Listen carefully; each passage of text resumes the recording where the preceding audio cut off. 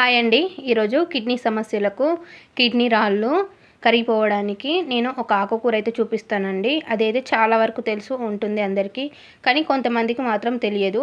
నేనైతే ఈ వీడియోలో ఆకును కూడా చూపిస్తా, చూడండి ఆ చెట్టు ఎలా ఉంటుందో. ఇదైతే పిండి కూర చెట్టు అండి, కొండపిండి కూర అంటారు. చూడండి ఈ విధంగా అయితే చెట్టు ఉంటుంది. ఇది మా పెరట్లో దొరికిందండి.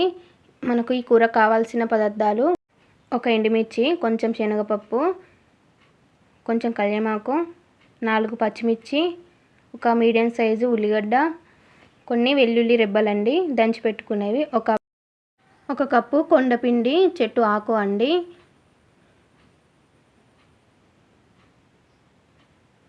ఈ విధంగా అయితే మన చెట్టు కొమ్మని తీసుకొచ్చాను, మీకు చూపిస్తానండి. మనమైతే వీటి ఆకులను తెంపుకోవాలి. కావాలనుకుంటే లాత పువ్వు కూడా వేసి వండుకోవచ్చు. ఈ ఆకు అనేది కిడ్నీ రాళ్ళను చాలా వరకు కరిగిస్తుంది. ఇది కొండలనే పిండి చేస్తుందని దీనికి పేరు ఉందండి. కిడ్నీ రాళ్ళు అయితే చాలా వరకు కరిగిపోతాయి. మీరైతే తప్పకుండా ఈ కూర అనేది ట్రై చేయండి.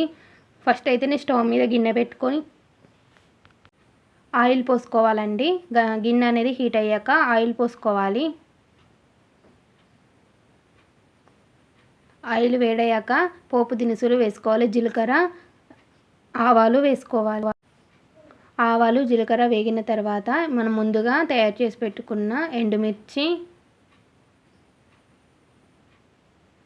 వెల్లుల్లి రెబ్బలు,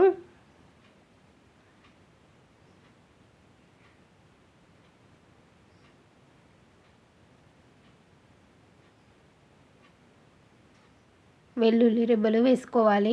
మనం దంచి పెట్టుకోవాలి. దీంట్లో మెయిన్గా జీలకర్ర, వెల్లుల్లి రెబ్బలు వేసుకోవడం వలన కూర చాలా టేస్టీగా ఉంటుంది. ఇది కిడ్నీ రాళ్లకు చాలా యూస్ఫుల్ అండి. ఎవరైతే కిడ్నీ రాళ్లతో బాధపడుతున్నారో ఒకసారి అయితే ట్రై చేయండి. డైలీ వీక్లీ 2 టైమ్స్ వరకైనా తినొచ్చండి. ఇప్పుడు ఎండాకాలం కాబట్టి నాకు తక్కువ దొరికిందండి ఆకు, లేకపోతే మేము బాగా తెచ్చుకొని వండుకుంటాం. ఇప్పుడు కొంచెం శనగపప్పు వేసుకోవాలి. శనగపప్పు ఇష్టం లేని వాళ్ళు స్కిప్ చేయొచ్చండి.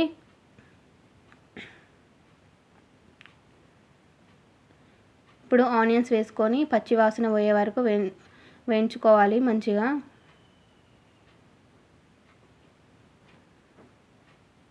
ఇప్పుడు దీంట్లో కొంచెం తగినంత ఉప్పు వేసుకోవాలి.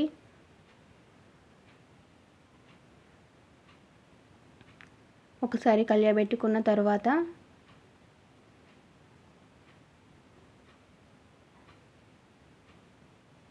కొంచెం పసుపు వేసుకోవాలి.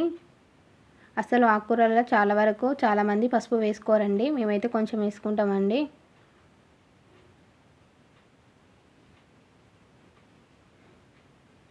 పసుపు వేగిన తర్వాత మనం ముందుగా కట్ చేసి పెట్టుకున్న కొండపిండి ఆకులను ఇప్పుడు ఇందులో వేసుకోవాలి.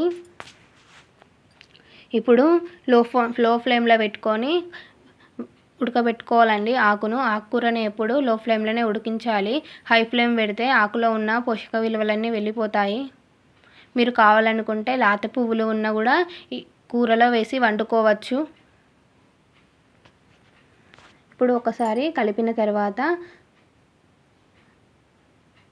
మంచిగా కలిపిన తర్వాత దీంట్లో కొంచెం వేగిన తర్వాత కొన్ని వాటర్ పోసుకొని చిన్న ఫ్లేమ్ పెట్టుకొని ఉడకబెట్టుకోవాలి.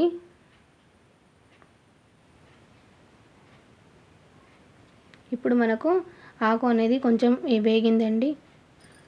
ఒకసారి కలియబెట్టుకొని కొన్ని వాటర్ పోసుకొని మూత పెట్టుకొని సిమ్లో ఉడికించాలండి. ఈ కర్రీ వండడానికి సుమారు 15 నుంచి 20 నిమిషాలు టైం పడుతుంది. ఆకు లేతది అయితే తొందరగా ఉడికిపోతుందండి. సిమ్లోనే పెట్టి ఉడకబెట్టుకోవాలి. ఇప్పుడు కర్రీ మీద మూత పెట్టుకొని సిమ్లో ఒక 10 నిమిషాలు ఉడికించుకుంటే మనకు కొండపిండి ఆకు కూర రెడీ అండి. మీరైతే ఎవరైతే కిడ్నీ రాళ్ళతో బాధపడుతున్నారో వాళ్ళకైతే షేర్ చేయండి. చాలా యూస్ఫుల్గా ఉంటుంది. ఈ ఆకు రాళ్ళను కరిగిస్తుంది. కొండలనైనా పిండి చేసే స్వభావం దీనికి ఉంటుందని అంటున్నారు. కాబట్టి మీరు తప్పకుండా ఎవరైతే కిడ్నీ రాళ్ళతో బాధపడుతున్నారో వాళ్ళకి ఈ ఆకు గురించి చెప్పండి. వీలైతే షేర్ చేయండి వీడియోని. ఈ విధంగా అయితే మనకు కూర రెడీ అయిందండి. ఇప్పుడు మనం దీనిని అన్నంలో కానీ చపాతీలో కానీ జొన్న రొట్టె లాంటి దాంట్లో కూడా తినచ్చు. చాలా టేస్టీగా ఉంటుంది. మేమైతే ఎక్కువ శాతం ఆకుకూరలు జొన్న రొట్టె చేసుకొనే తింటామండి. పచ్చి జొన్న రొట్టె